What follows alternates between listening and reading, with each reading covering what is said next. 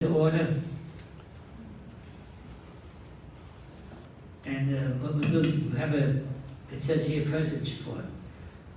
Today we're going to have to vote on a bylaw request, and also we're going to have to vote on, are we going to have meetings in the summer? And anything else that, you know, the delegates feel is important, we will bring up. So that's about it, really. The main thing is the bylaws right now, and we're going to have meetings in the summer. Next is the treasurer's report. Lynn?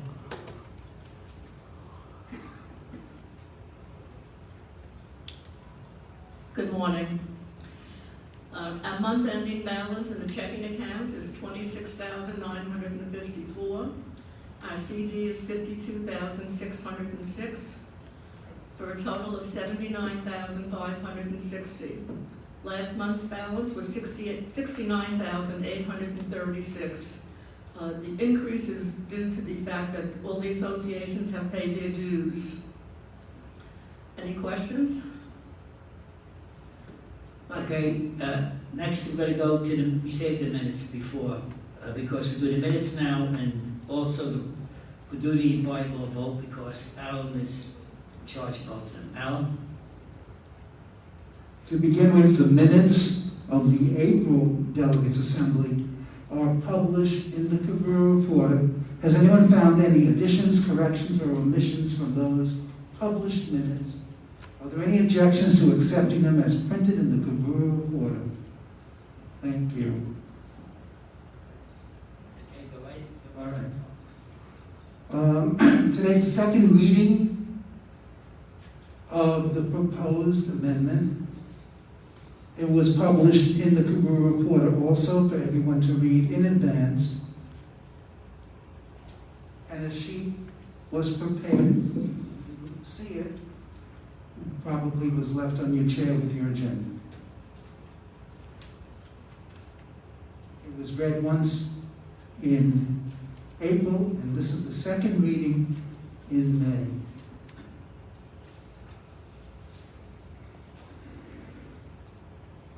Pursuant to Cobrua Bylaws Article 12, Section 2, the following proposed amendment will be considered for the second reading at the delegates meeting to be held on May 11, 2021 at 10 a.m.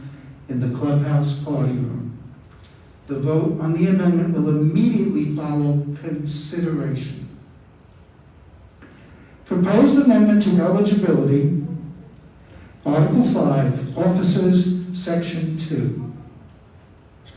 All elected officers shall be unit owners or the designated representative of a unit, shall reside in Century Village West for a minimum of 9 months, but the amendment is proposing to change that to 4, in the preceding calendar year, and the amendment is changing it from during the calendar year, and shall have served for at least 1 year as a delegate or as director of his or her member condominium association.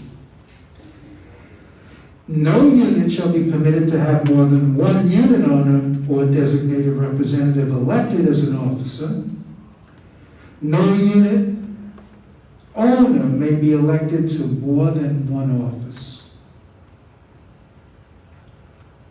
Proposed amendment to eligibility, paragraph M&O Committee, Section 7, Part C. The M&O Committee shall be comprised of 7 members who shall be elected by plurality vote at the meeting of the delegates conducted in March of each year. The delegates shall set the specified date, time, and place. Do you wrong? Well, okay, how does this sound?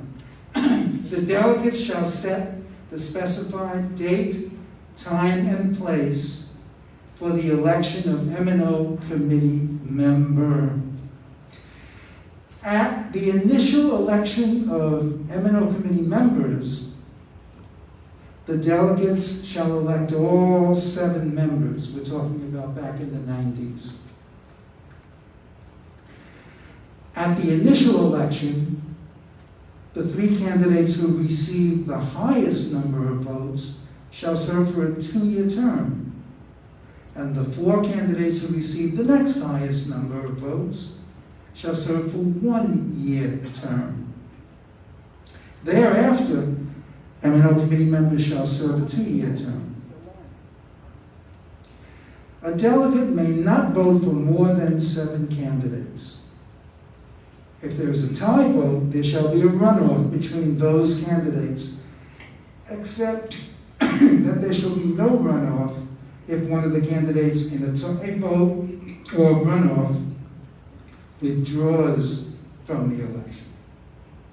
In order to be eligible to run for a position as an M&O committee member, a candidate at the time of the election must be 1, a permanent resident of Century Village West who is a unit owner of record.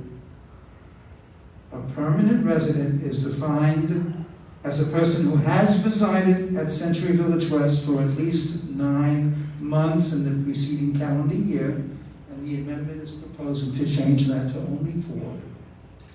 And, number 2, either a member of the executive board or a director of a constituent member condominium association of Cobrua. In accordance with Article 12, Section 1, this is a quote from Mike. Can I read it on his behalf? Okay. In accordance with Article 12, Section 1, I, Cobrua President Michael Michelli, propose the above changes to the eligibility requirements for serving as an officer or M&O committee member from 9 to 4 months in the previous year, submitted February 10th, 2020. On the page, the old text is struck through and the new text is underscored. That was the second reading.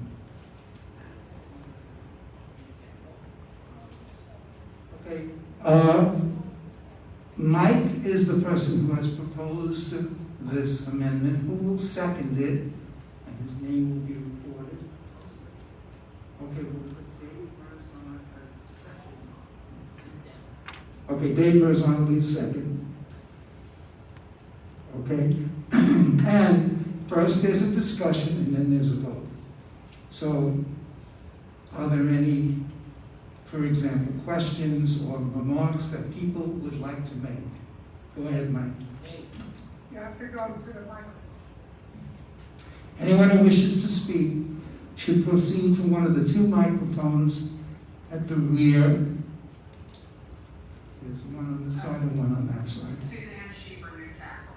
While I understand that my question is not about the changes from the old text to the new text, I just am curious why the M&O committee doesn't have the same language as the officers and includes the designated representative of the unit, if not a unit owner. Why is that in the officers and not in the M&O? The answer is historical. These were written at different times.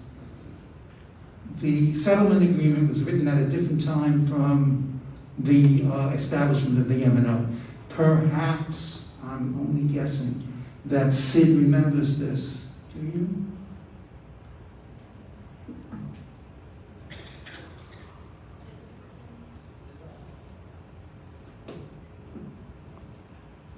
Can you hear me? Yeah. The difference is because of the bylaws. It's just what is in the bylaws, the original bylaws from 1994.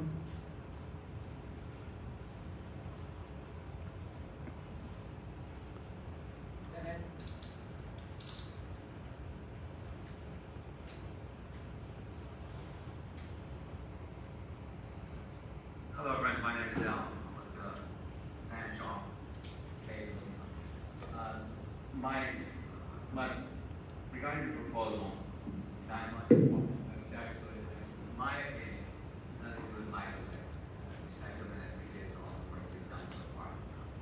Move the mic up. Can't hear you. Tilt the mic. Tilt it. Push it up. Push. Can you hear me? Yes, Okay, sorry, Father. that's okay, thank you. Again, we're not going through the whole scenario. I appreciate your work, Michael, and you've done a good job. And I'm opposed to the 4 months. I mean, you can't have your cake and eat it too. I mean, if you want to be on the board here, I expect you to live here. I don't know about 4 months, maybe 6 months out of the year, but I think 4 months is 1/4 of the year. Not see how anyone can operate, on the committee with being here only 4 months. I mean, there's a lot of things that are happening here. As a director also, of the building, I mean, there's things that are going on, fire, flood, whatever the case is. I can't see how they could just They didn't even announce call up or whatever means they use of communication. And if there's someone they want to appoint, that someone be, the person that Ask them is here. what the number So is. that's my opinion on the subject. Thank you. Yes. Good morning, Helene Harris. Hi. I have 2 issues I'd like to bring up. The first one is, we usually talk about a quorum at the beginning of a Cobrua meeting. Do we have a quorum today? Pull the mic down, please, thank you. Do we have a quorum today? Yes, we do. Could we hear the numbers? There were 46 at last count. And the number we need to have a quorum? 39. Thank you. My second point is simply, I'd like to voice my support of this proposed bylaw amendment simply because we all have to face up to the fact that we need more people to be involved and to be active. And with modern technology, people who are not physically here can participate actively, and there are ways to get around the question of if they can walk a path to see something or a tree. We're becoming stagnant. The same old, same old. I see no other way to get more involvement other than opening up the pool that you can take the people from. Do I think 4 months is perfect? We won't know unless we find out. And I think something has to change. So I just want to be out there saying I am in support of this bylaw amendment. Thank Mike, you. I have something. We had a bylaws committee. Is there any recommendation from the bylaws committee as to this proposed amendment? I'd like to quickly ask, is there any reason why the bylaws committee has any responsibility other than proposing it?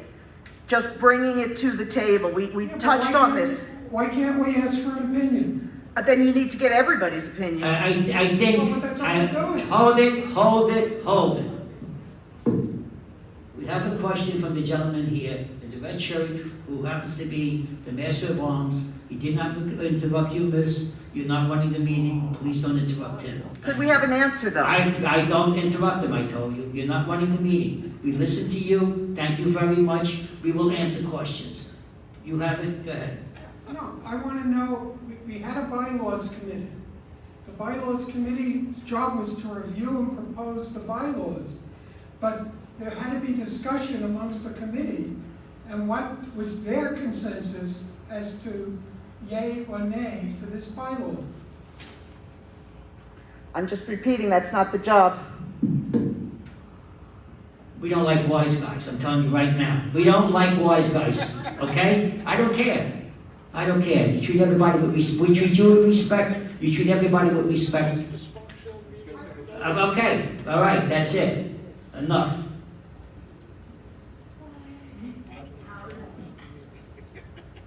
The bylaws committee was, Gail, you too. Don't get smart, okay? Don't stop pointing your fingers and saying she's bad and interpreting what I said. You just stay there and don't interpret what I said. I spoke to her, Gail, not you. Don't you tell her what I said. Okay, you're next, miss. it's very difficult. The bylaws committee was assigned the task of considering the question in depth. At first, we communicated by email until we reached a consensus. But after a short while, people said, no, what you should do is make a written report with complete explanations as to why you made that recommendation. So we met in person. It was difficult to set up and it took a while to arrange, but we talked. And we talked very deeply, and we got upset about it, but we talked. And the bylaws committee met, and this is the written report, on March 1st, 2021, to consider a proposed amendment to the Cobrua bylaws. After a detailed, thorough discussion, the bylaws committee came to a consensus that members of the M&O committee must be able to see with their own eyes on a regular basis, year-round, what is needed in the village, keeping their fingers on the pulse of the community. Each of those phrases came from a different person, but I put them all together into one sentence. They should walk the path, feel the hot sun, and look for benches when they get tired, not just read about it. They should drive by locations where new bushes or bus stops are proposed and see how it feels to drive on roads where new lines or lights are proposed and experience the traffic difficulties being considered. A different idea. The word operations implies doing something, not just hearing about it, from the Management and Operations Committee to properly implement a $15 million budget. The conclusion was that residing in the village for only 4 months of the year was not long enough to qualify to be an officer of Cobrua or a member of the M&O committee. Accordingly, the committee recommended not to adopt this amendment, but that's just the opinion of a 7-member committee. Okay, just 1 second, Dave, you're supposed to tell me who's next up there, that's your job. We've got people back there wanting to talk, you have to tell me who's next, okay? Right? You can't do it from there, Dave, you have to do it from back there. You have to go back there and tell us who's next. Okay, Roz is next. Okay, just before you start, I'd like to say that even though I submitted this bylaw, I submitted it on behalf of Alan Weinstein, the former president. I know it has my name on it, so if some of you are thinking that it's Michael Evangelli's bylaw, it is not. I did it out of respect for Alan Weinstein. Alan Weinstein submitted this when he was the president. Unfortunately, he was sick, it got lost. I felt that he wanted it to be brought to the attention of the people, so I did it on his behalf. So if some of you would think you're voting for it because, or for it or against it because of me, it's Alan Weinstein's bylaw, not mine. Okay, Dave, who's next? I told you, Roz. Roz, go. I am definitely opposed to this proposed amendment. You just, the president today mentioned the possibility of holding meetings over the summer. This means that whoever would be a 4-month president wouldn't know what was going on in other months of the year.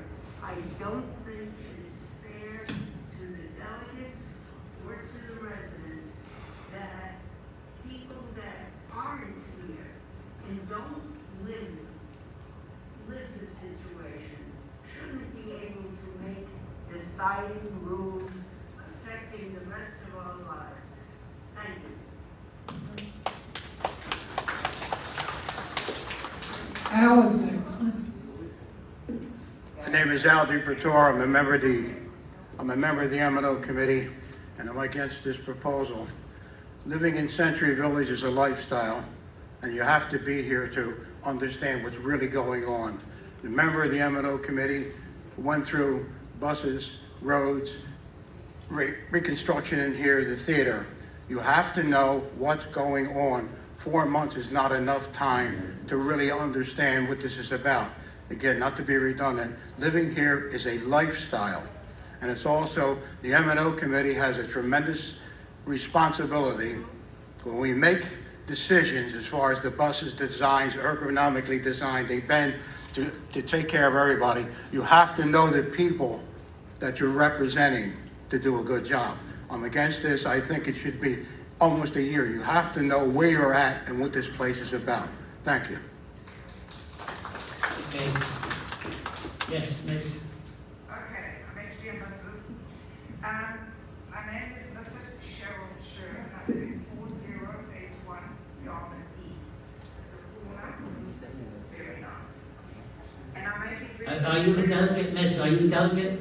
Hang on a minute, I'm an owner. Are you a delegate? I beg your pardon? Are you a delegate? Well, I'm an owner. No, that's not now. It's a delegates meeting. You'll be able to speak at the end of the meeting. I'm sorry. Okay, Dave. And Dave, why don't we go to one mic, because this is crazy. People go back and forth. One mic. Go ahead. Richard Diamond from Suffolk. My question is, very often I come to these meetings and in one instance it's a waste of time because there's not a quorum to vote. By changing what you plan on doing, they're going to be people here even less. If they have, those people have opportunities to vote and they're not here, we're going to have even less of a quorum. What's going to be done or what will get done? I'm against it. Okay, thank you. Anybody else want to speak on this? Mike, over Yes, here. yes, sir. I'd like to agree partially with what the delegate from Hythe had to say. Although I disagree with the amendment and I will vote against it, she did say that it's important that new blood come forward and run for office and run for Cobrua, run for M&O, and become more involved. That is important, but to just lower the residence requirement is not the way to do it. And I think if you guys do want to expand the candidates, the number of candidates, there are other ways to do it that would be more appropriate. Thank you. Are we ready to vote? Okay, Alan? So Robert's rule says this is calling the question. So we've already had the reading, we've already had the discussion. So now the simplest way is to simply ask if you would like this amendment to pass, simply say aye and we'll listen to how many people say that.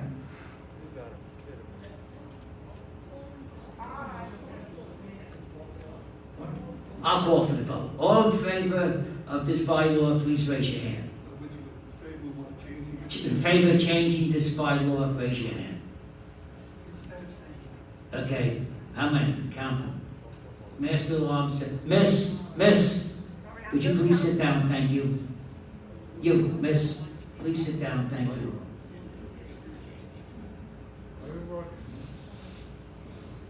Six in favor? Okay, thank you. You can put your hands down. All against the bylaw change, please raise your hand.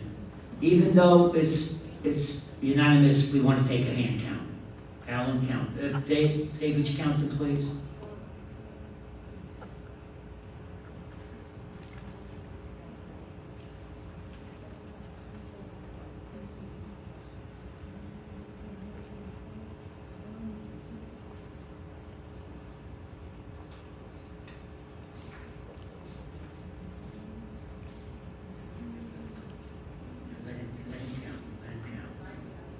Let him count. Yeah, look. But Bam, what is it? What do you figure? It's easy to count if people stand up. Oh, you want to stand up? Okay. He can't count you sitting down. How many, roughly? I know it's unanimous, but we want to have a number. Not unanimous. What is he talking? I know it's unanimous, we want to have a number for the future. Trust me, I know what I'm doing. Okay.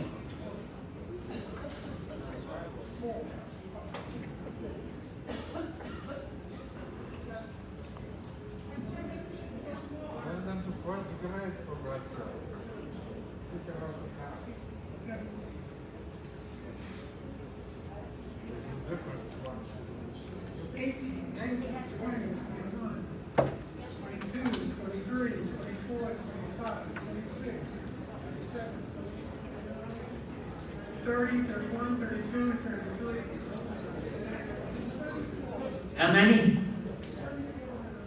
33, 4?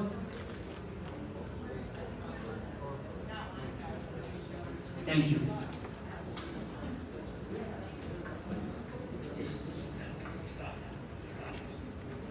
Okay, it was 34 against and 6-4. Okay. Thank you. Next. What's that? Doesn't have to bounce. Suppose you didn't want to vote.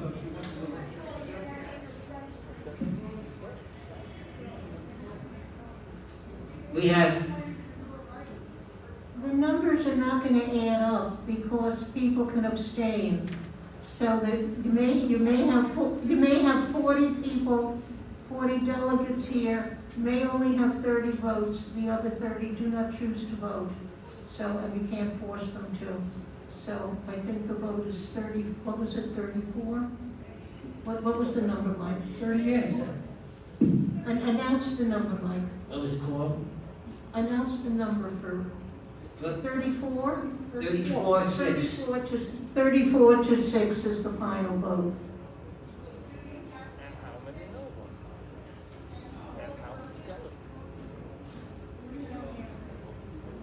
I asked for it, nobody raised it.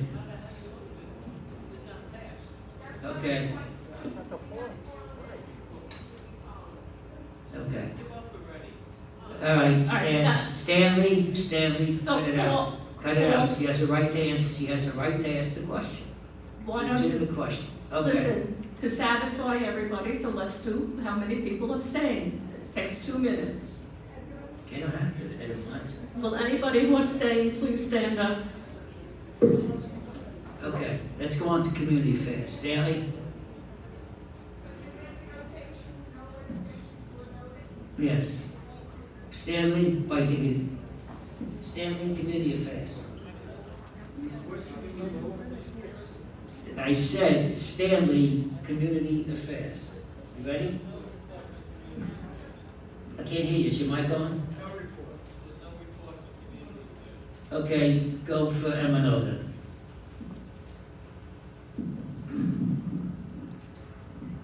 Okay, I'm gonna make a personal note.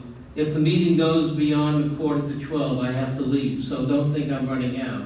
My wife has an appointment and I must take her to the doctor.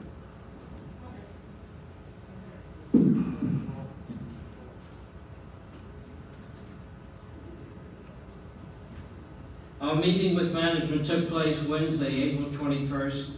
Management was represented by Mark Levy, President of Senville, Judy Milton, Vice President and Site Administrator, Monica Wells, Senior VP, Abby Koffler, Entertainment, Dan Cruz, Regional Facilities Manager. The entire committee was present. Highlights of our meeting. The reason Mr. Levy was there is we made a request to see if we can have the Cobrua office be stationed in the clubhouse. When we were in Boca Hamptons, right now we're paying $25,000 a year, give or take a little, for rent in Fontana. Previously, we were in Boca Hampton, we were paying $40,000 plus, so there was a big come down. We're looking to see if we can possibly come into this building because the people that come to Cobrua for AMR, for cable, etc., are the same people that live here that take part in the village. So Mr. Levy will examine it, our request, and come back to us. Theater renovations have commenced. Seats have been removed, scaffolding is in place, and the first part of the program will be the ceiling. The target date for movies and shows to commence is November 1st of this year. A question came up about having movies in the party room. We made a thorough review with the entertainment people and those who are qualified to make a decision. It would cost approximately $10,000 to renovate this room in order to have movies. And since we're now renovating the theater and we're going to have movies within a couple of months, so that is not the way to go. We're currently looking into placing the surplus theater seats in the media room where we can show some movies when necessary. new buses for the internal transportation. The El Dorado company out in California, and most of the California companies were hurting because of the pandemic. They had one of the worst areas for the COVID. They're commencing manufacturing again. They put us near the top of the list, and they promised to have us commence. They promised to commence their doing of the buses or the manufacturing of the buses effective June. We should have the new buses here by no later than early part of September. They will also supply us with temporary buses to replace the internal buses that we currently have.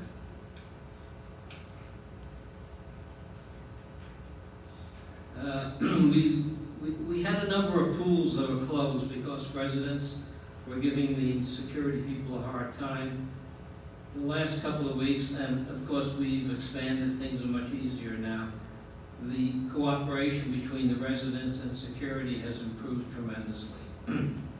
Collections for the month of February totaled $78,018. All chairs and tables have been replaced in the pool, so people can play mahjong. You still have to keep the distance of 3 feet, and if you're walking around the pool, make sure you have your mask on, but if you're sitting in a chair, relax, keep your mask on.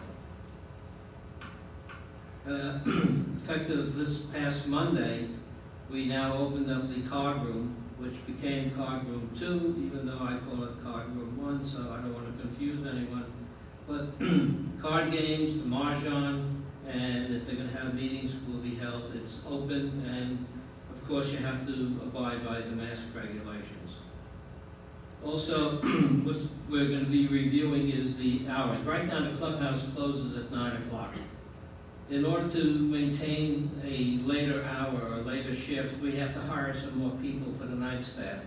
When the pandemic came and we had to close down, so some of the night staff left. So right now, we're in the process of hiring more people, and of course we'll have to amend the bus schedules, but hopefully that'll happen pretty soon. I believe what we decided to do is guests will be allowed in to the pools and the clubhouse effective July 1st. So, I don't know if you read the paper recently, right across the street in the Fontana area, they don't even open their pools, so at least we have our pools now. We've eased up in the clubhouse, so life is coming back to sort of normal. Any questions? Yes? No, I have a question. We have 2 questions. It's good exercise.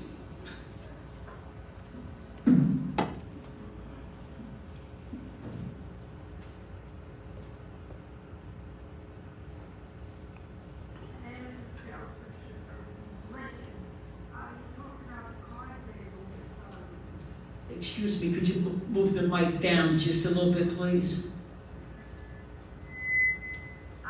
That's a lot better, thank you.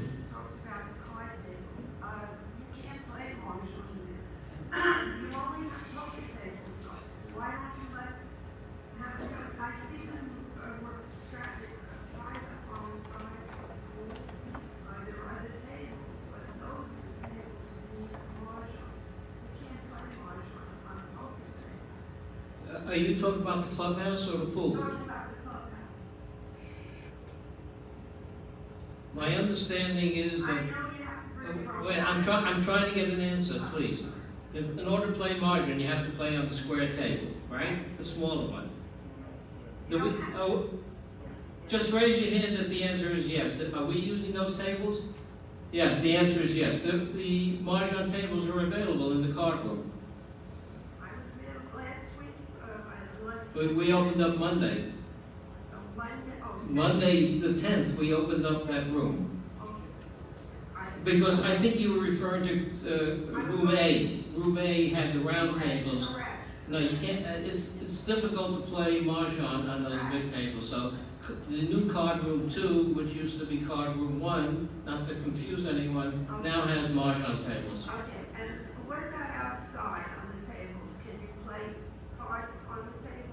Where, in the pool? At the pool, yes. I don't encourage gambling, but if you want to play cards, you can play cards. Well, I mean, if you don't want to play in the card room, people play So, at the pool. well, did you play at these tables prior to the pandemic? Yes. So play again. Oh, you can. Don't say I said it though. I was told you could. I'm not encouraging you. You can play outside. Okay, that's what it was.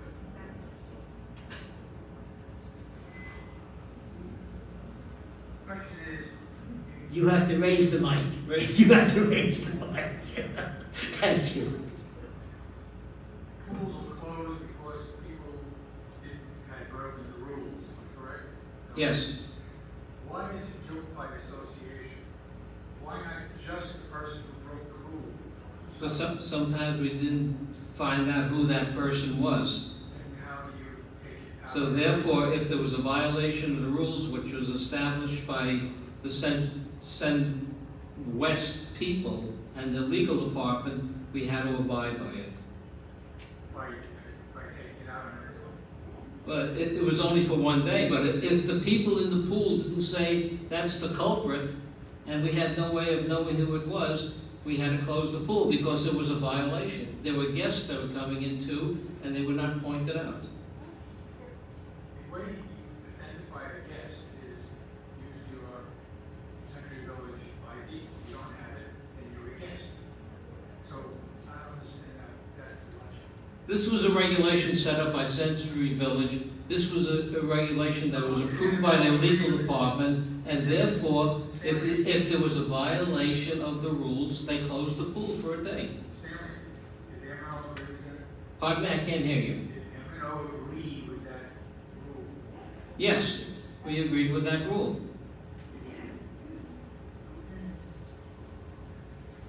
Makes no sense to me.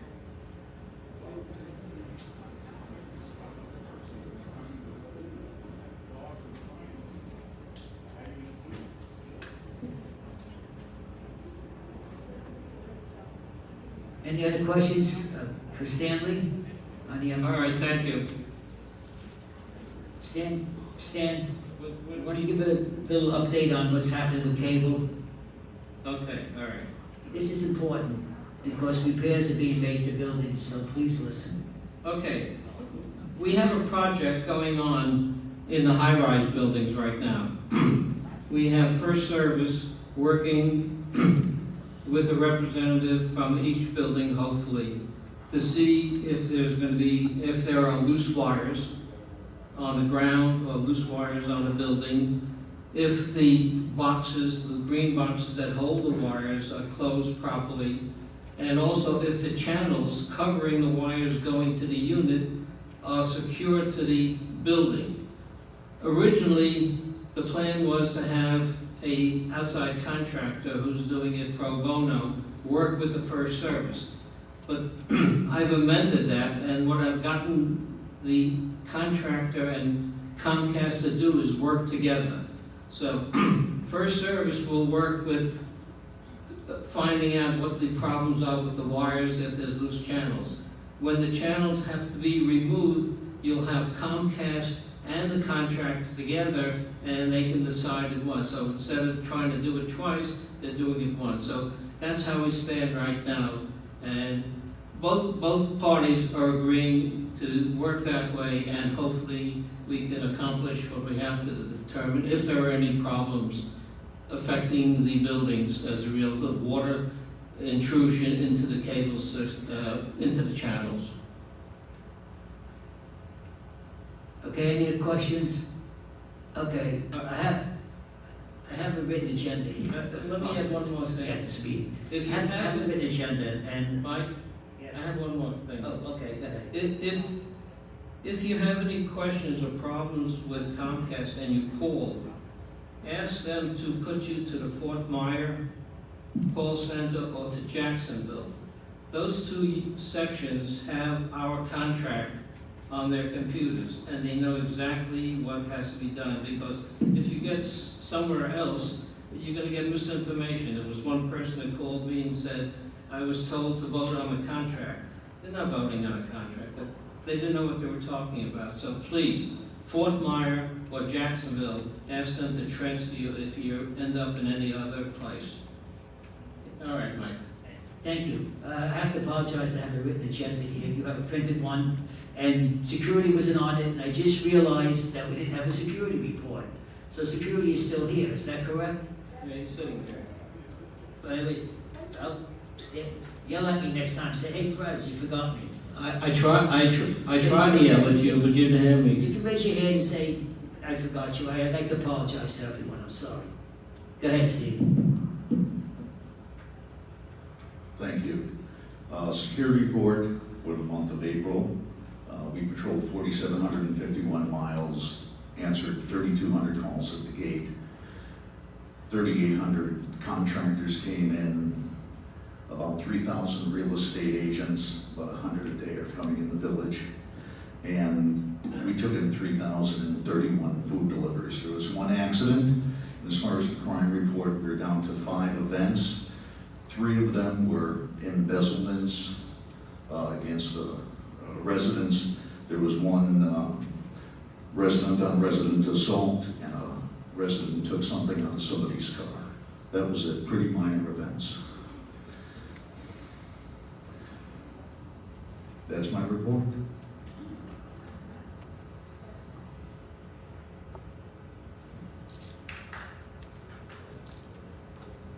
Questions? Yes, back there.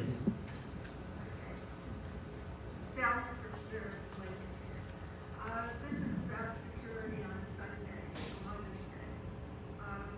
Someone came in and he didn't call ahead, so people didn't know he was coming. He told the guy that came with you Uber, I'm speaking to somebody else at this time. And he said that it was a grandson, and he was coming to see his grandmother. And it was a surprise, that's why she didn't, he wasn't told that he was coming. Now, they let him in. Now, I thought that they're not supposed to do that. I would be happy to talk to you after the meeting, get all the details and look into it. Okay, I will be here. It happened around 5 p.m. That's fine. I will wait for you after the meeting. Yes, sir, go ahead. Gail, let's go, ladies. Larry Reed, Plain City. I have a question regarding vehicle that shows up in the parking lot. We have a vehicle that showed up 3 weeks ago, parked in a spot, and hasn't moved ever since. It doesn't belong to any of our residents or anybody that's visiting our residents. We called first service a number of times, informed you with Gabriel and such. Nobody has gone back to us. The car is still there, as I came here this morning. Now, in the past, if something like that happened, it would be investigated right away because it could be a car that's been used in a crime. It could be a stolen car that's been dropped off here. So I'm a little surprised that it's been 3 weeks and nothing's done. Thank you. Come and speak to me after the meeting, and I'll send an officer over. We'll take a look at the car.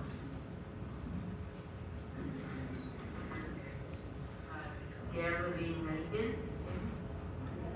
First of all, we had filled out a form to let the security know that when people can come in, can't come in, when contractors can't come in, the hours they can come in, and you're letting contractors in whenever they show up, even though they're not supposed to come in till 8:30, they're letting them in at 8, at 7:30. Oh, honey, come on in, no problem. But they have to be made aware that we filled out a form for purpose, not just to raise the ink. That's one. Secondly, I wrote you a letter a bunch of weeks ago regarding something that was school and security that I was very unhappy about. And you eventually pushed it up to Judy Millington, and it got lost in the shuffle because. I was not happy about that at all, because people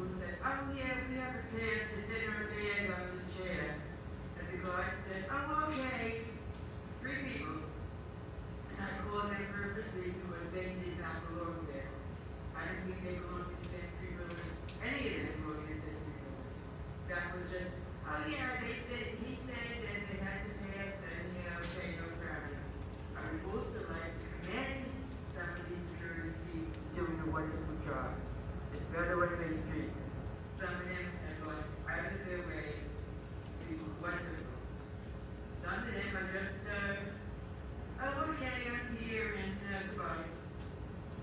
I want the security at the gate to be made aware that we throw that form for a purpose. We don't want contractors coming in before they're supposed to. Make that a short thing. Thank you. We have 16 associations and we have 16 different rules almost for every single association. The residents who live here need to inform their visitors and their contractors of the hours of the association. We do our best job as they come in to vet where they go and to not let them in or let them in based on the association. But we also need assistance from the residents. It says, come to my house, I'm working on this day, you can't come till after 8, or you can't come till after 9, or you can't come on the weekends. I'm just saying it's a cooperation and we will do our best to get better. I'm glad that you brought that up and that's something that we'll review with our supervisors. What was the purpose of filling out the form if it's useless? And secondly, 9 of the 10 contractors don't pay any attention to anyone. And you know contractors don't care. They come and go, they freeze. We throw them at 6 o'clock, we're supposed to start working at 5 o'clock. Not good for our problem. But they don't care. And they don't, because they're doing their job, what they're doing, and they don't give a damn for anything but themselves. And we put out the form so that you people would know, when not to let a Macy's truck make a delivery on Saturday. So why don't you know that you can't have a contractor come in at 7:30 in the morning? When contractors come in, they have to be called in or they have to have work orders with them. Based on those, we can determine whether they're in the right location or not. Now, if you'd like to sit down with me and give me some further suggestions about security is something that I have to talk with the M&O committee about, that I'd be happy to go to the president's meeting. I'd like to basically see some uniformity with every single association here, so we have one rule for contractors, one rule for the village for deliveries, one rule for moving, and it makes it difficult. It makes it difficult. Like I said, sometimes things get through the cracks, I do admit, but we do the best we can. But I'll say again, why did we bother to fill out the form? Thank you. I'll talk to you afterwards.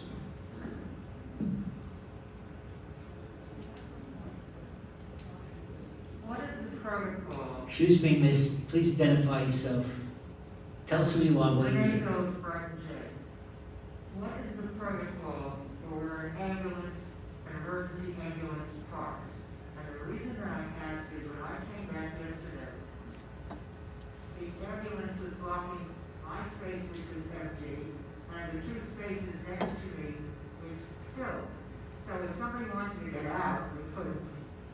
And I spoke to one of the men who was there, an emergency person, and he said we park anywhere we can. Now, I said, I feel terrible because I might need your service and I want you to be able to take care of me. But it's unfair to the other people. They can't get it out of daily. So I had to park some other time. We are not going to tell fire rescue or the police department where to park. If you have a concern about that, I suggest you call the Director of Fire Services for Palm Beach County Fire Department and express your concern. This is not a matter that security, we're not going to tell a fire truck where to park, period.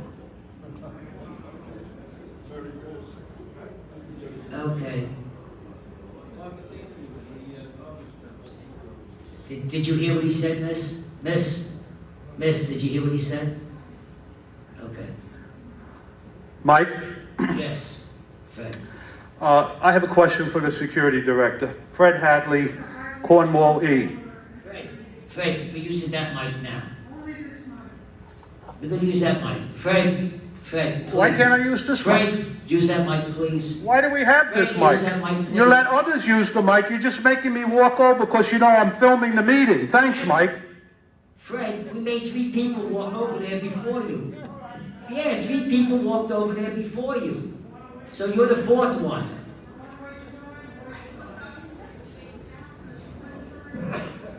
I don't know, the other microphone works. Fred, ask your question. Dumb question, ask your question. That's fine, Mr. Dictator, I asked my question. Okay. Steve Stein, may I have your attention, sir? Don't yell, Fred, don't yell, slow. He's talking to one of the... Don't yell, Fred, speak with a vice voice. Mr. Stein, how many rovers does your company provide in this village? Vehicles. 2 vehicles. 2 vehicles, thank you, that's what I thought. About a week ago, I was at the Cornwall pool, and I did observe approximately 5:25, 5:30, a woman with a baby carriage, with a baby in the carriage, or a stroller, if you want to call it, and she was apparently with her family. I didn't know any of the people. So I know that under the COVID rules, we're not allowed to have guests, and certainly a baby in a stroller that I've never seen before can't possibly be a resident here. So I called security in keeping with the recommendations of SunWest, and I reported it to the south gate at 5:30. I waited. Now, even if you drive 20 miles an hour, it shouldn't take any longer than about 4 or 5 minutes, even if you're on the other side of the lake, to get to Cornwall on a Sunday at 5:30. You don't have traffic jams in Century Village. At 5:37, I called the north gate, having not gotten any reaction. And I reported it again. I was very polite. I asked them to please repeat the name of the association, because in the past, when there was a delay, they said, oh, we were originally told Fairshore. We didn't know it was Cornwall. So they said, okay, Cornwall. I waited and I waited, still no response. Finally, at 5:45, I called the south gate a second time. And I said, you know, I'm still waiting here. Or, don't you have anybody? If you want us to report these violations and you don't follow up on it, what's the point? They said, all right, well, somebody should be there soon. The guard came. It was Noel, who I commended in the past and commend again. He's very professional. And I said, why does it take 15 minutes to get a response? He says, we can't help it if the gate sits on it. And the gate didn't tell me until 4 minutes ago, and I came right over. And then he said something about that the people were having a baby shower. I said, well, what does that have to do with them bringing the guests to the pool? He said, well, that's what they said, that they were here for a shower. So my question is, can anything be done to improve the response time, given that we have 2 rovers and that we still have a no guest policy? Why is this thing not responded to on a timely basis? I'm aware of the situation, what happened with your calls and times, and I did review it. There was a regrettable breakdown in communication with a certain officer who has since been suspended and retrained. That's it. Your second call came in 7 minutes later. The guard took the call. He walked outside to the rover who was at the gate dealing with another issue. As soon as that issue was dealt with, the rover walked to his car and drove to the pool, which took him another 7 minutes. 3 calls in 15 minutes. It's a lot. But we regret the initial delay of 7 minutes and not sending the rover right out. It was not communicated via the radio. Thank you. Any other questions for Steve? We have people who are non-delegates could also ask questions. Miss? Go ahead. You want to ask a question? Go ahead. He'll help you. My name is Gail Morgan. I live in Exeter Street. And I was walking up the steps and I saw someone who lived on my catwalk had company from Building D. She was standing on the catwalk smoking a cigarette, not taking 1 puff at a time, but taking 4 or 5 puffs at a time. I have severe asthma. I have doctor's note stating that I get injections. Why do these people have the right to smoke on the catwalk, knowing that she lives in the building that because I have asthma. She lives in building D, I live in C. I'd like to know the reason for that. I would direct that to your building, to your building president. That's an No, association matter. I pulled up the gate to have security come. They never showed up. Never. That's different. That should have at least answered you. Whether they could do something or not, at least they should have come and answered you. Really. But how could someone who's living there? It's, 25 you know, years associations have different rules. There's no ban on smoking in Century Village. That's the clubhouse. But you can walk down the street and have a cigarette. This is 3 doors down from me. what I'm trying to say is, some associations have restrictions about smoking on catwalks, others don't. Well, I'd like to know. What's that? What, you can't smoke?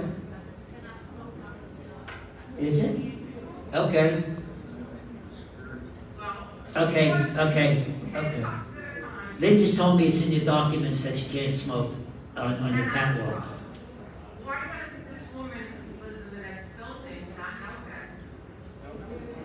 Well, Steve, now that you know it's in the documents that you can't smoke on a catwalk, and someone's smoking, I think security should respond and just tell them that it's against the rules to stop. Really. I think that would be the proper thing to do. Just go there and say, listen, maybe you don't know it, and some people don't know it. I didn't know it. You want to know something? I didn't know it was in the documents that you couldn't smoke on a catwalk, because I have never seen anyone smoke on a catwalk. We've never had that problem. So you cannot smoke on a Now you can't smoke on a catwalk. And Steve, just have the people respond and cordially tell them that they can't smoke on a catwalk. Thank you. But learn something new every day, even though you're the president. Anybody else have anything for security? Steve, thanks a lot. I appreciate it. You know, nothing's 100%. You guys are doing a great job. Nothing's 100%. I think you're doing, the percentage that you do is great. Thank you. Okay, old business. Anybody have anything under old business? Go ahead up, Rich.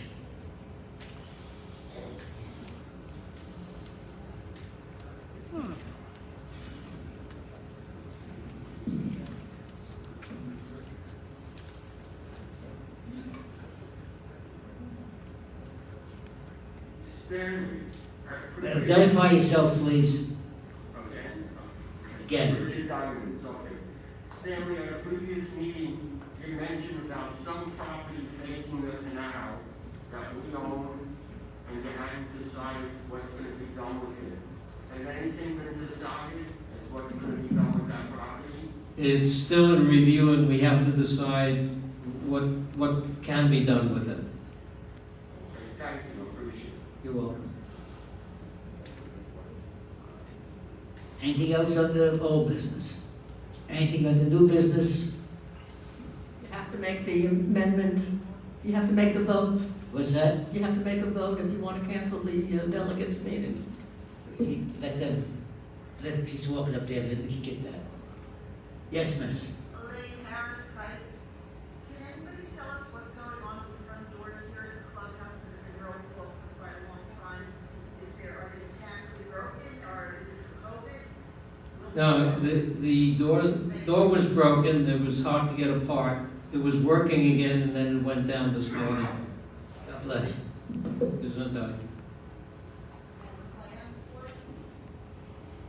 Yes, It broke down this morning, and maintenance is handling it. We've asked that question at least 10 times, to be honest about it. I agree with you. Why isn't the door fixed? You're right.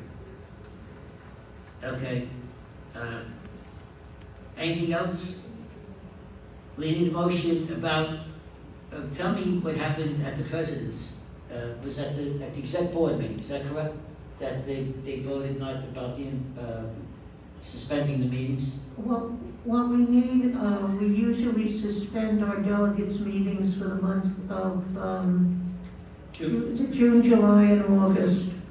And we do the same for the executive board meetings At the last executive board meeting, the board did vote to suspend the meetings for June, July, and August, resume in September, with the caveat that if there was something that came up, we would have to give notice for a special meeting. So I would make the same motion here, that we suspend delegates' meetings for the months of June, July, and August, resume in September, and if something should arise that requires a vote of the delegates, or a meeting, or discussion by the delegates, that a notice will be made in the appropriate time frame, and we could have called a special meeting. That's my motion. You have a second? Okay, all in favor? Yes? Yes. Is that, it's on the subject, right? Okay. Shh. Elaine Harris, I would simply like it on the record yet again as a delegate that I find this canceling meetings 3 months in a row in the summer a complete insult to every single full-time resident. You stated earlier that you want those M&O members to be full-time residents or 9 months, whatever. How can you just decide 3 months of the year just aren't important? We still have pandemics going on. We have weather going on. I just saying for the record, and I wish I had some support here to have people. You'll find out when we take the vote. It's voted down every year. I know. Anybody else have anything to say? Okay, all? Mike, why don't you emphasize the fact that the M&O committee meets 12 months out of the year. Sometimes we meet more than 2-3 times a month, so we constantly meet, even though there may not be a meeting, and we post what happens at the meeting on each building, and hopefully people read it. Also, believe it or not, that's the most important time for M&O because we're working on the budget that is due in October, November. So we have more meetings in the summer, honestly, than we do all year round. So it doesn't affect M&O, it just affects Cobrua. It doesn't affect the association, it just affects Cobrua. And I know, I just thought, I know that doesn't change, I'm not trying to change your idea or your motion or your suggestion. It's just that we thought that we'd give you a little update. Yes, all in favor of suspending the meetings, please raise your hand. Dave? Good. Wanted to stand up again? What's that? Okay. How many opposed?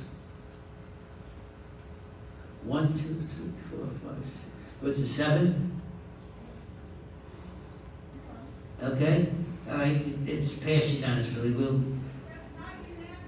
Okay, it's passed. Okay, it's passed. It's a majority vote. Yeah. Okay. And anything else? Good and welfare, delegates only.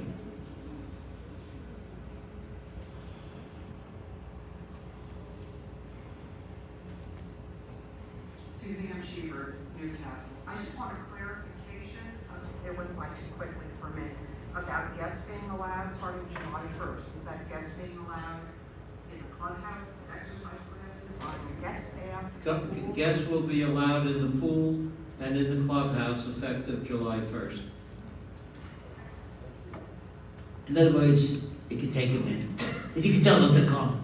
If it's July 1st, you can tell your friends to come. It's like my grandchildren say, in the olden days, we're going back. I think it's a good idea, but we have to wait till July to do this, to open it up, to make sure that it's done. Anything else on good and welfare from the delegates? Good and welfare from the residents? Okay, just go to the mic and give your name, please.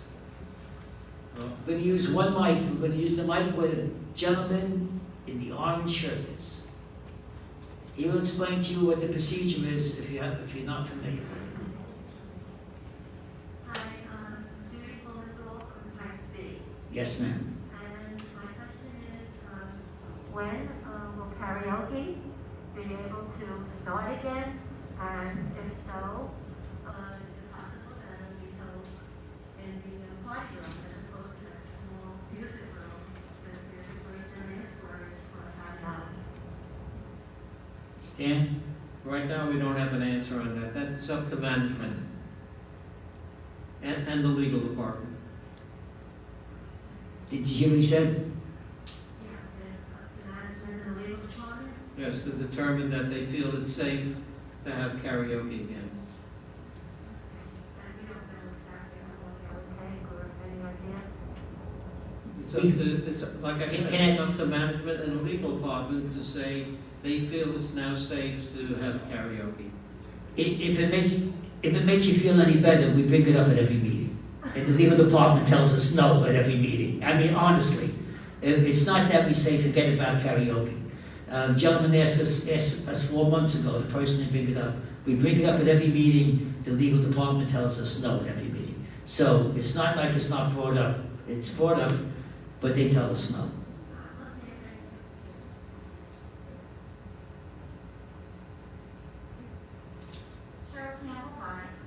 I was listening to the discussion about the 9 months versus the 4 months, and I'm in the camp that I really think people need to be here full-time as well. But the point was made about the usefulness and the value that these other people will bring in to a committee. But just listening, I was thinking, there's a lot of people out there with specialty knowledge and a desire just to work on a single issue. They really don't want to become involved in all the other stuff that the directors of the delegates do.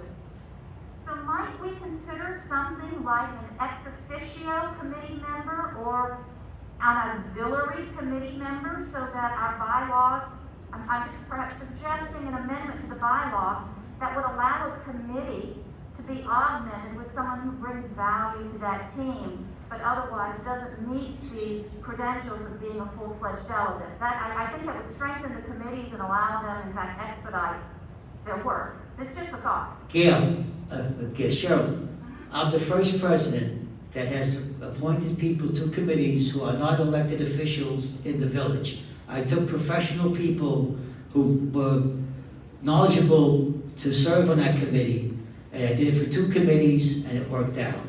It worked out perfectly. So we've already, I appreciate your thought, we've already done it. Thank you very much.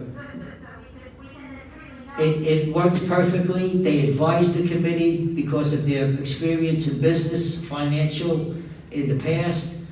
And when I did it, they thought I was crazy, but it worked out. But thank you for the suggestion. I appreciate it. I do, because I think the inference was left in our previous discussion that those with skill would not be able to participate on those issues, which is why I wanted to open this. I'll tell you a fast story.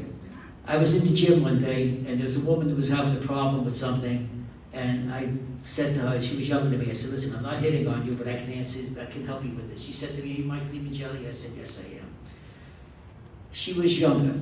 She said, I said, why do younger people, because I've been pushing for younger people to get involved, because we're not going to be here forever, and we need younger people to come step up and continue the fight that we're fighting. She said to me, Mr. Limongelli, let me tell you something. We will serve on any committee that you ask us to. We will help out on any committee. But if you think we're going to get elected and take all of them, and I won't tell you what she said, but it's BS that you take from the residents, you're crazy.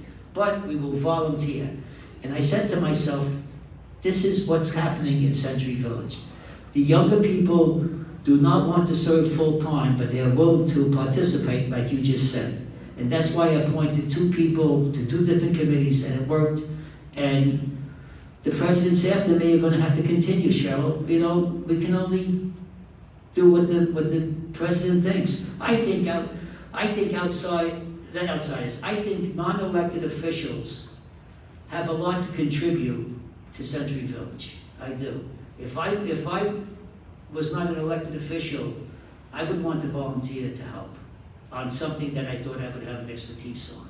And I think it's a good suggestion, but you want to know something? Nobody cares. Unfortunately. Well, actually, the only person who might care is the person who is on that committee and is actually acknowledged as an Right. ex officio or auxiliary committee member. By doing that, you give them a sense of worth and a sense of acknowledgement on the paperwork, and in I fact, had- that is self-made encouragement. I had a man that is very, very rich and is very, very knowledgeable, and he served on the committee, and he was a great help because, we're volunteers. Some of us know more than others and have a high education, but doesn't mean we're particularly good at that committee, what that committee is searching for. That's why I put those people on that committee, and we will. Trust me. One other thing I might mention is Yes. that while we're not going to meet this summer, and while I do very much appreciate that the M&O committee will meet throughout the summer, there is one open issue I would suggest might encourage me this summer, which is a resolution of the month-to-month situation we're in on the property contracts, the property management, the first service review. That is an issue of significant fiscal impact to each association. And as we enter hurricane season, while I can't speak for the other Yeah. associations, I'd like to know and be updated on progress with that. And I say this is all our delegates to the association, be assessed to that. So I hope we don't go through the summer without that not being brought to the delegates in some way or some other effective communication. Well, Sid, you want to answer that? Yeah, I'll answer that. The most important thing is it's not a delegate issue. If that arises over the summer, it will come to the presidents at the executive board, and the presidents then will bring it back to their own boards of directors, because that's where the vote will be. The delegates will not be involved. It's strictly association business. The presidents will bring it to their individual board of directors, and each board will have a vote as to whether their association comes in as a group for a bulk contract or goes on their own. Oh, I agree with that completely. The thing that would come to the delegates is if, for example, a contract was rejected and we needed to solicit other bids, It would sit, I'm sorry to interrupt you, but it still would not come to the delegates. It's not an issue that would be appropriate for the Cobrua delegates. It's strictly association business, and it goes to the presidents, and the presidents bring it to their individual boards of directors, not to the delegates. You have to give, Yes. wait, she's got the floor. Go ahead, Cheryl.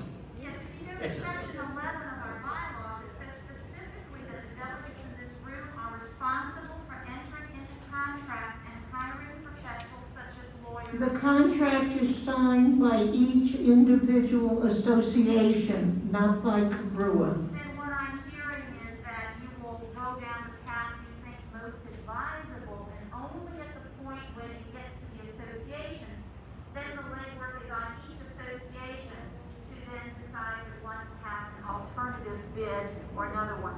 In other words, it just seems to push it to the back end instead of encouraging the discussion at the front end as to whether or not the contract is satisfactory or not. Actually, at any times, the association board can go out on their own and do their own investigation and research. As I yes. And they will not, let me put it another way. The committee that is formed from the executive board and the presidents will get a bulk rate that you will not get if you go as individual associations. You are free to go at any time. You're not compelled to join in any of the bulk contracts that the executive board may look at. So there's no doubt that the purchasing power and the leverage of Cobrua is its greatest strength. That's not the question.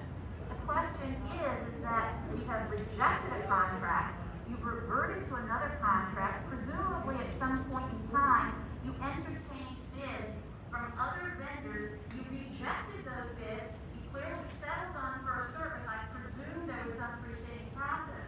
That is actually, from my understanding, I'm understanding what you're saying now, you are not engaging the delegates in that pending process. That's correct. That's correct. The delegates do not get engaged. They just don't. It's not And I one. would argue Cheryl, heard a different perspective. I'm not, Cheryl, I don't want to cut you short. As the president, I can allow you to speak for more than 2 minutes, but I got 4 people behind you. Thank you. Go ahead. David Levion. Just wanted, I guess, some mechanism, whether it be some kind of notification, whether it's in the Cobrua paper or in terms of general information. I, as I presume everybody here in this room, has been getting these solicitations from an outfit that gets their list from FPL, telling people to purchase insurance for a few dollars a month to cover any possible outside Yes, wiring connection. I know what you're saying. Get letters from FPL that do not apply to you, right? No, I understand, but my concern is there are people who don't know that there's no reason for it, and who are thinking it's only $3. I can't, we can't say don't purchase something from FPL. We can't do that.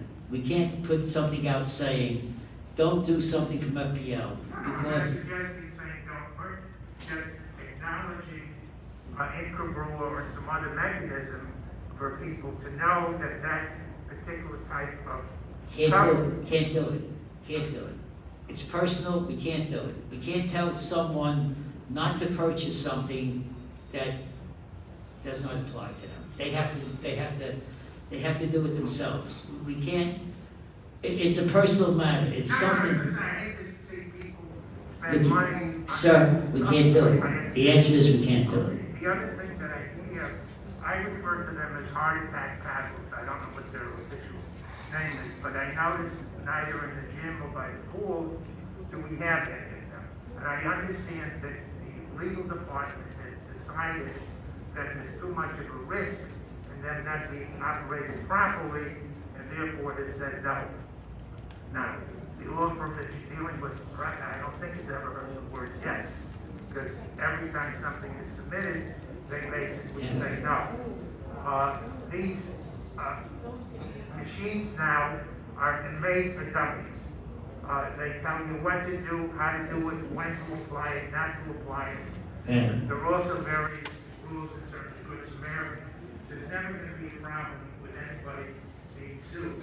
I think the problem, and as the law firm is not acknowledging it, not saying this is a person actually attorney, if you're on notice that these machines will save lives, and you're not putting them in because you think they may not be properly administered when they, as I said before, Okay. the main operating companies, I think you run more of a legal risk in terms of liability from not putting them in than from putting them in. Okay. If it saves just one life, I think it's well worth doing it, I think. So Okay. the legal department should look at it now. Okay, thank you. Next. Yes, sir. I'm Bob Cantor, IT. First, I want to commend you all for the hard work you do to take care of the affairs of Century Village, and in your parliamentary procedures, you do meticulous work. But I'd like to ask this question. At what point, and we've heard from time to time that the legal organization and their lawyers say we can't do it. We can't keep the clubhouse open till it used to, as it used to be, 11 o'clock. It's have to close at 9. You can't have the party room set up for movies because that's going to cost too much money.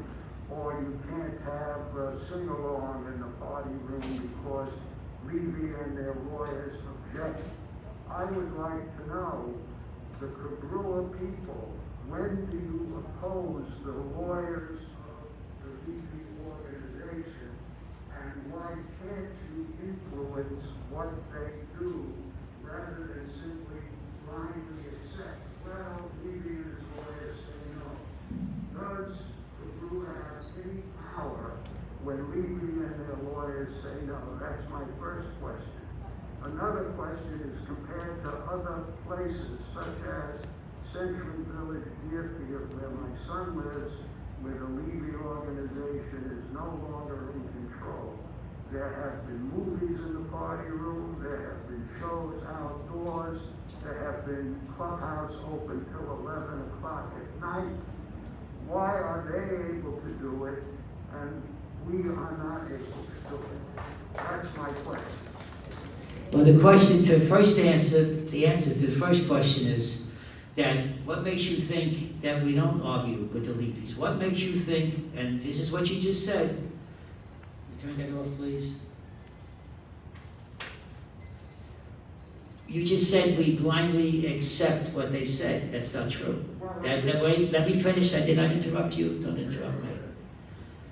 What makes you think that we just accept what they say? What makes you think that we don't argue with them and say that some of the suggestions that you brought up were not brought up by members of the M&O committee? Since you asked me a question, can I answer? Yes. Every time that has been brought up, we have just heard one thing from this desk where you guys are sitting. Levy and their lawyers oppose it, there's nothing we can do. I put it to everyone. Well, you want to sue, if you want to sue them about not having movies on their property, you can. But you're saying you have no power. Well, we can sue. I don't know if I want to spend money because we don't have movies in the theater. It's another question. Has the Levy organization profited by closing the clubhouse at 9 o'clock and by refusing to do things that other villages do? Have they increased their profit by taking away so much? It's not. It has nothing to do. It has nothing to do. It has nothing to do with profit. Trust me. It has nothing to do. Mike, can I interject for a second? Yes. Regarding the movies at Deerfield and Pembroke Pines and West Palm Beach, the attendance has been so low, it's not even worth talking about. You may have 10, not more than 40 people attend the movie. So, to those who attended, it's important, okay? They enjoy it. First of all, Levy has nothing to do with the fact that the party room is not going to spend $10,000 on renovating and adapting for movies. So Levy had nothing to do with that. The fact that the clubhouse closed at 9 o'clock was we had a pandemic. There was nothing going on in the clubhouse. So we just cut down on the hours. We kept it open for certain things, but it was very little doing. So Levy had nothing to do with that.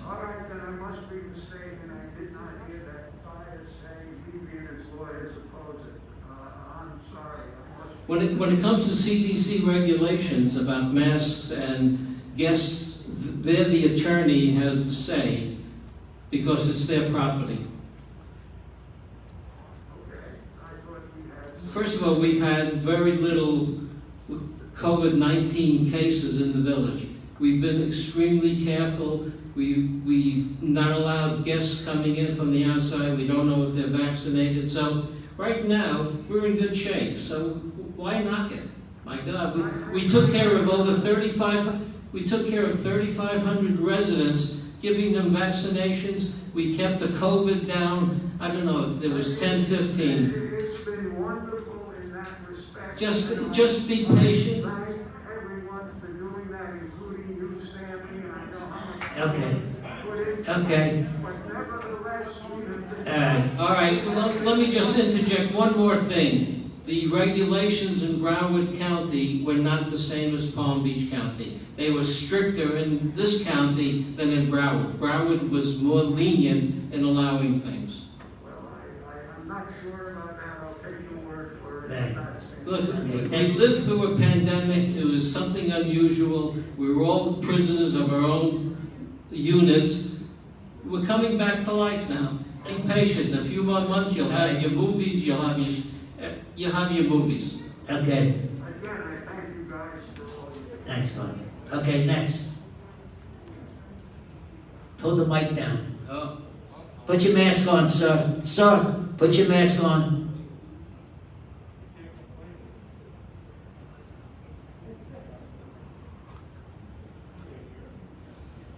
Thank you.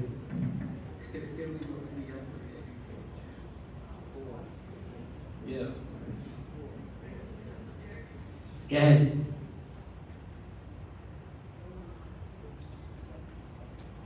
My name is Rich Daleson, I'm in Shortville.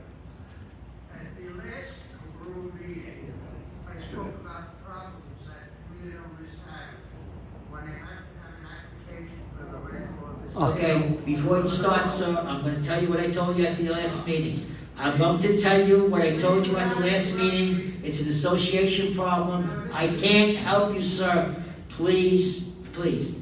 Please, listen to me. I can't listen to you because I can't listen to you because I can't help you. If I could help you, I would listen to you. I can't help you. I don't want to tell you again. Please, here's the Vice President of Fanshawe. Go see them. Please, sir, please, please. I'm trying to be polite. I don't want to have you removed from the meeting. I really don't. Please, sir. It has not. Do you want me to call security and have you removed? Sir, I'm going to tell you one more time. Steve, do me a favor. If he keeps this up, take him out of here. Enough is enough. I told you at 2 meetings, we can't help you. If I could help you, I will help you. I cannot help you. Please, sir, please. Please. Please. Sir, please. Steve, will you take him out of here, please? Enough is enough. I can't help you. Okay. Yes.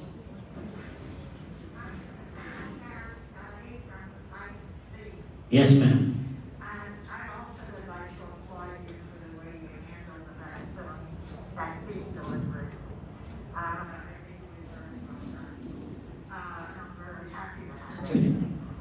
I'm here today because I'm about to deposit my 5th complaint about the buses.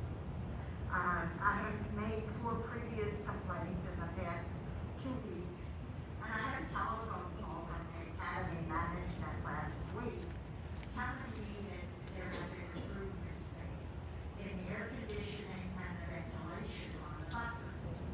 I have a problem with asthma and also AFib. I can't believe my heart goes flat.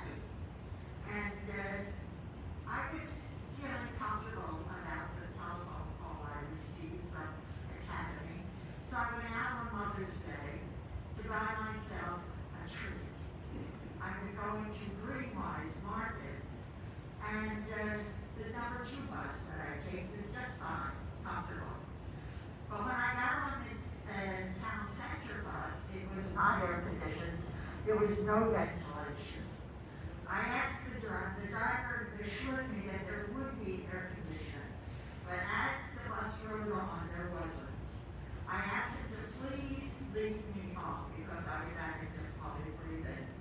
He wouldn't let me off until we got to Hampton's Plaza where somebody was waiting at the public bus stop there. And when he stopped, so that person on, I got off.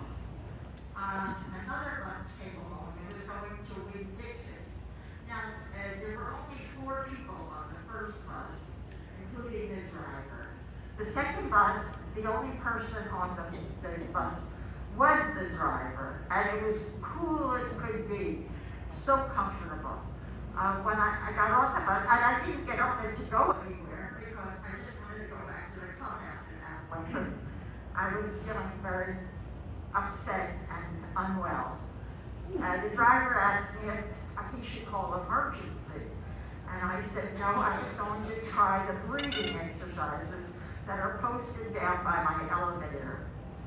And because I wasn't going anywhere, I was just staying on the bus to get back to the clubhouse. The bus went all around, no one got on, I was the only passenger, until coming back, there was someone who got on at Somerset. Okay, I don't want to cut you short. Is the problem air conditioning on one bus or all buses? Sir, this is a town center bus on Sunday. Okay, did you report it to someone to have it repaired? What? I can't hear you. I can't hear you. And forget the buses. Well, I can't help you with that, but what I can help you, wait, please listen to me.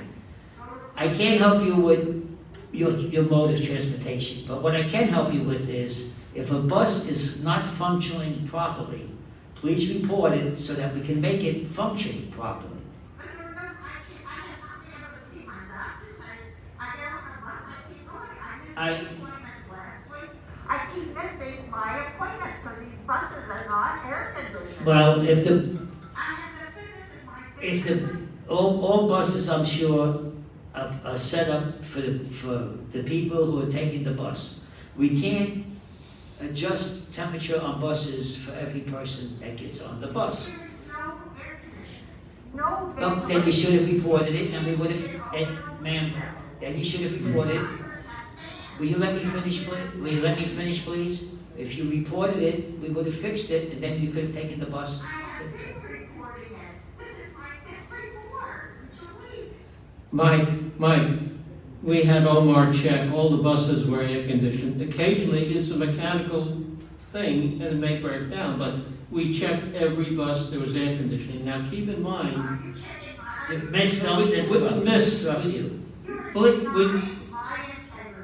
I'm not, Okay, all right, hold it. Report the bus, we will fix the air conditioning. That's the answer, that's all I can tell you. Yes, sir.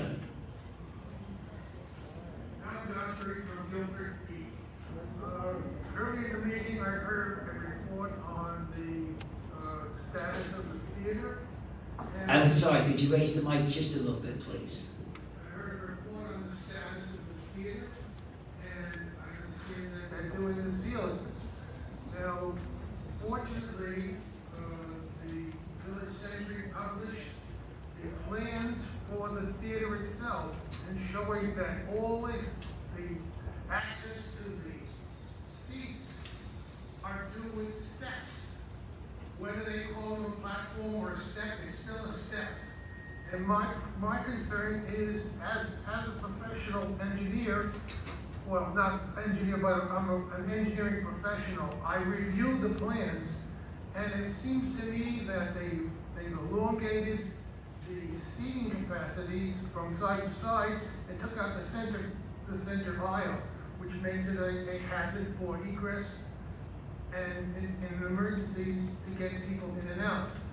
They also have no real way to get a gurney in and out of the theater itself as somebody can see. How are they going to bring it up and downstairs? Also, if the people in the upper platform have an emergency, they have to go downstairs and then upstairs to get out.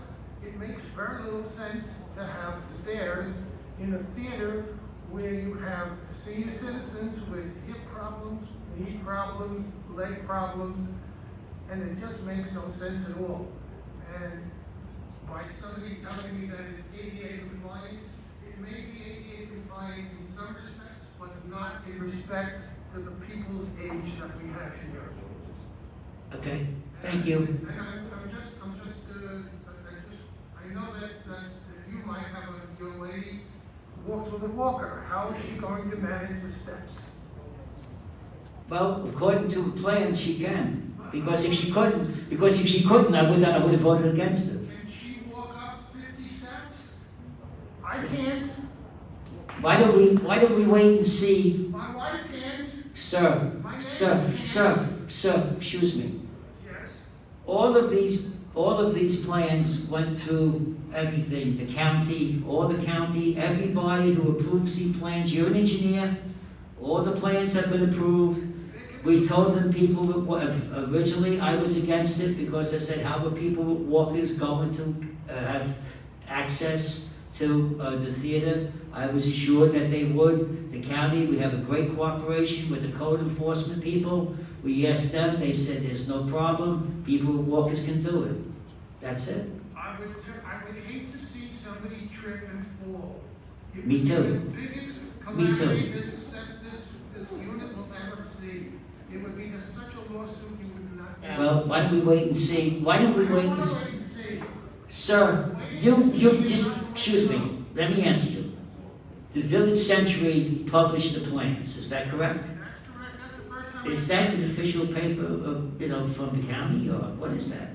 It You said know- Palm Beach County on it. What's that? It's, the plans had Palm Beach County all over it. Yes, that's right, and Palm Beach County says they're okay. Well, they may be okay for Palm Beach County, you can make a baseball Sir, stadium just sir, like that. I am not going to tell the county that approves all permits that they're going to have the people of Century Village not have access to our theater. But that's it. That's my answer. Why don't we wait and see, okay? Why don't we wait and see? Sir, why don't we wait and see, then you can come up here. You know, you say, give me a football score before the game starts. Yes, sir. Next, sir. Arthur Harris, IC. I want to just say thank you to the non-delegate residents who are here because they are outnumbering the delegates. And I find it rather pathetic that at every meeting you have delegates leaving before the meeting is adjourned. And Wait a minute, what do you mean you have delegates meetings before the meeting's adjourned? You have to have a meeting before it's adjourned. You can't adjourn a meeting if you don't have a meeting. Before you adjourn the meeting. You have people walking out all during your meeting. You have non-delegate residents who are staying. That needs to point something out to you. Yeah, it says that the yes, sir. You have to tell the presidents of the associations to put better delegates on. They're the ones who put the delegates on. The answer, sir, that's the answer. The answer is it's up to the associations, really. We have nothing to do with it. Yes, Good afternoon, or almost. Great to have you again. Mike, when you were doing the vote earlier, you kept referring to a unanimous vote. So I said, Excuse me, don't interrupt me. wait a minute, Fred, no, I am interrupting you because I was corrected. She said it was unanimous, I said it wasn't. All right, just make sure you understand, that means everybody. She Not the corrected me, majority, Fred. Not the overwhelming majority. Fred, you got your answer, Fred. She corrected me, I said she was right. Next, first service presidential. Yes. I asked you at a meeting whether we are paying you first service residential the old rate of 2020, or did we go up this year? And you said, no, we're still paying the old rate. So I said, so in other words, every month we're saving money, because if we had signed the contract, there would have been an increase. So what's the point? Yes, excuse me, you said yes. Why do you think I'm not pushing it? Subsequently to that, I found out from Vice President Roberts that we are paying a 4% increase. I also found out from President Cheryl Campbell of Height that she's paying a 4% increase. So my point is, if we haven't signed the new contract and they're just delaying this, I don't know what happened to Henry Handler in his analysis, but we now have a higher rate than we might have been paying had we gone to another company. Is this No. Fred, I don't want to interrupt you, Fred. But you want to interrupt me. Yeah, I am, because this is an association problem. Excuse me, It's- first service residential contract. It's an association problem. No, sir. It's a contract No. that is a bulk contract for the entire village. That takes it out of the realm No. of association business. Anyway, I'll move on. What? The theater, yes, I did publish Right. the plans and the blueprints in my publication. Yes, you did. Because nobody on the committee, or nobody in the administration would be kind and decent enough to put the plans in the lobby and let everybody know the elephant in the room, which is that every seat in the house, except for the crosswalk where the wheelchairs will go, will require stairway access. The plans from the county, which I got from the Department of Buildings, and the gentleman was correct, they all have the Palm Beach County logo on it. So if you imply, initially anyway, that they were somehow bogus plans or unofficial. No, I didn't. I just said there were, it You was, said, is the village century an official publication? That's right. Right, no, it is not, but the plans that we published were official county plans. okay. All right, Now, the plans show a 4-inch elevation between each row of chairs, going up and going down. I took a ruler, went outside my unit. The stairs in Cornwall, and I assume most of the village, are 6¼ inches. That's That correct. means the steps in the theater, whether you call them platform steps or elevation changes, are 2/3 the height of a standard residential step. So that's the main thing. In all of the reports from the M&O committee, not one mention was made of the fact that we're moving the stadium seating. They said they're going to stagger seats. They talked about the ceilings. Nobody wanted to let this community know that there will be a material alteration that will severely limit access for people that are physically challenged. Now, I understand from speaking to the M&O chairman that the theater is an empty shell right now, that there is scaffolding and they're working on the ceiling. Why isn't this board interested in reconsidering before the steel is brought in, before concrete is put in? Why aren't we going to the community and saying, is this what we want here? Now, West Palm Beach, another Levy property, their balcony does have steps, but their forward section or orchestra is sloping. Why don't we have that kind of hybrid design? Yes, I want better visibility. I'm tired of looking over somebody's head. So let me sit up in the balcony. But the people that are physically challenged should have wheelchair access to their seats, not to be put in a so-called handicap zone. 2 minutes. As far as FPL goes, those letters that everybody's been getting are not from FPL. I'm going to repeat, they're not from FPL. They're from companies that are partnering with FPL. If you look at the letterhead, it says FPL Home Services. That's not FPL. Now, why is FPL allowing this? Here's the answer. What drives everything in this state? Money. FPL says to these companies, yeah, you can use our name, you can use our logo. If anybody's stupid enough to sign up for something that they don't need, such as water pipe insurance in a multiple dwelling building for the feeder pipe, we'll take their money. And what does FPL get out of it? They get a piece of every monthly subscription fee, which they, FPL, are kind enough to these companies to tag onto your bill. So, Cobrua won't do it, this board won't do it, I will do it. Do not use these bogus services. They are unnecessary and a waste of your money. I'm saying, Fred Hadley, publisher, the Village Century. Thank you very much for listening. Yes, sir. Bob Stein, how you think? I tell you, this is a very tough act to follow. So I'm going to make this kind of short and sweet. It's okay, go ahead. You know, my concern, and I think a lot of people, although nobody raised a question, I think you guys are doing a great job. I'd like to see a little more transparency that you're representing us with the Levy family with these leases that are coming due. Referring to the recreational lease and the land lease. I know you may not be at liberty to give any information. No, I can give you information, sir. We're working on it. We've been working on it for over 6 months. We are meeting with the lawyers who originally drew the original agreement so that they can check the agreement because they were there with it to see how we could possibly change it. Okay, thank you very much. Right. Fred, and the reason why Fred can say, don't go for the FPL is he's an individual. I represent all of Cobrua. Cobrua cannot tell you not do it. An individual, if he wants to do it, he can do it. I have no problem with it. But as an association, we can't do it. Thank you. Thank you. Thank you. Yes, sir. Good morning, everybody. Alan Taylor, unit owner of Put your mask up, Al. Unit Thank owner you. of Suffolk Day since 2006. Unit owner of Cornwall East since 2009. I want to thank Mr. Harris for recognizing the fact that I'm a loyal attendee here for many years. We talk about new blood here on this, in this committees and delegates.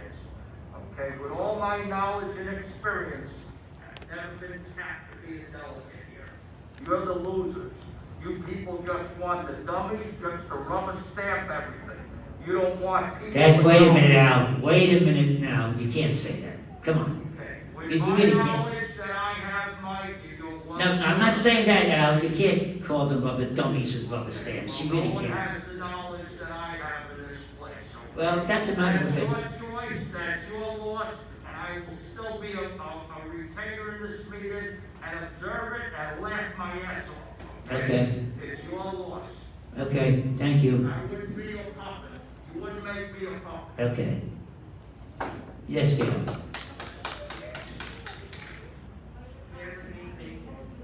just wanted to ask for a stay or you make a very adamant in the Cobrua, do not use a non-licensed contractor. Make sure when you put in a water heater that you have licensed contractors, et cetera. You make no bones about it. Why can't you make a notice in the Cobrua?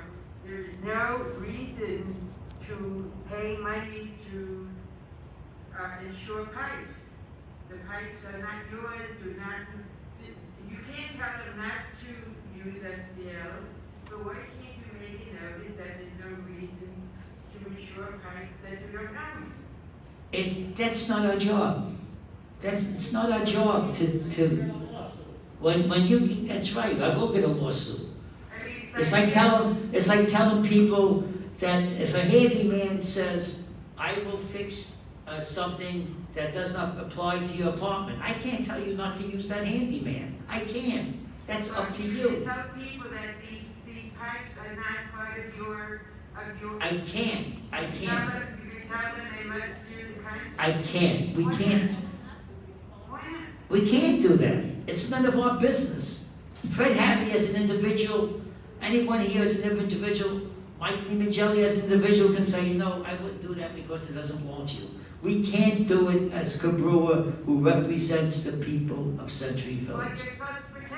That means that I have to go to bus companies, I have to go to trucking, I have to go to garbage, say, I can't do it. We are not in that business. We do not represent people's personal things that apply to their homes. I can't do it. I can't. Just a minute. Okay, anything else? Get a motion to adjourn? You can't tell him your name because you don't tell him his name, he's going to yell at me. And second, all in favor? Thank you very much. Have a nice day.